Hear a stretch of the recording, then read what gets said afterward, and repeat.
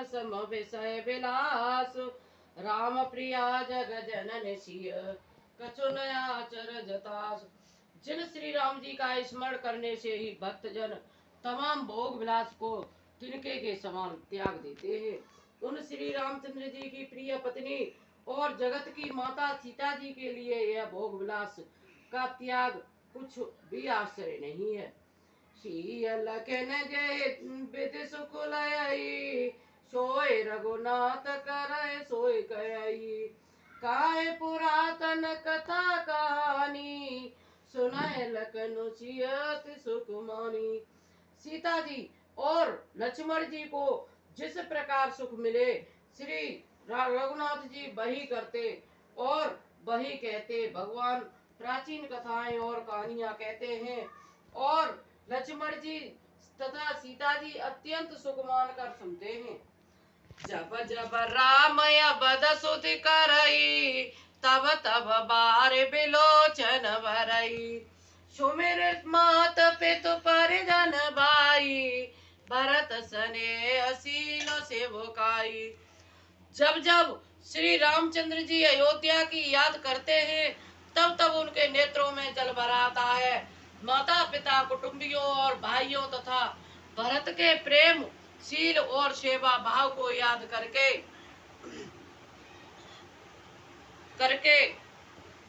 कृपा सिंधु प्रभु होए दुखारी धीरज धराए कुसुमो विचारी। लखसिय लखनु बिकल होए जाई जिमे पुरसाए अनुसर पचिताई। कृपा के समुद्र प्रभु श्री राम जी दुखी हो जाते हैं किंतु फिर कुसुमय समझकर धीरज धारण कर लेते हैं। श्री रामचंद्र जी को दुखी देखकर सीता जी और लक्ष्मण जी भी व्याकुल हो जाते हैं। जैसे किसी मनुष्य की परछाई उस मनुष्य के समान ही चेष्टा करती है। प्रिया बंधु गति लखे रघुनंदनो धीर कृपाल भगत और चंदनो। लगे कह न कछु कथा पुनीता सुन सुख लखन और सीता। तब धीर कृपालु और भक्तों के हृदय को शीतल करने के लिए चंदन रूप रघुकुल को आनंदित करने वाले श्री राम जी प्यारी पत्नी और भाई लक्ष्मण की दशा देखकर कुछ पवित्र कथाएं कहने लगते हैं जिन्हें सुनकर लक्ष्मण जी और सीता जी सुख प्राप्त करते हैं। राम लखन सीता सहित सोत परन निकेत जिमि बावस बस अमरपुर सची जयंत समेत। लक्ष्मण जी और सीता जी सहित श्री रामचंद्र जी पर्णकुटी में ऐसे सुशोभित हैं जैसे अमरावती में इंद्र अपनी पत्नी सची और पुत्र जयंत सहित बसता है। जोग बहे प्रभु सिय लखनई कैसे पलक बिलोचन गोलुक जैसे। से बहे लखन सिय रघुबीर जिमे अविवेक पुरुष शरीर है। प्रभु श्री रामचंद्र जी सीता जी और लक्ष्मण जी की कैसी संभाल रखते हैं जैसे पलके नेत्र गोलकों की। इधर लक्ष्मण जी सीता जी और श्री राम जी को अथवा लक्ष्मण और सीता जी श्री रामचंद्र जी की ऐसी सेवा करते हैं जैसे अज्ञानी मनुष्य शरीर की करते हैं।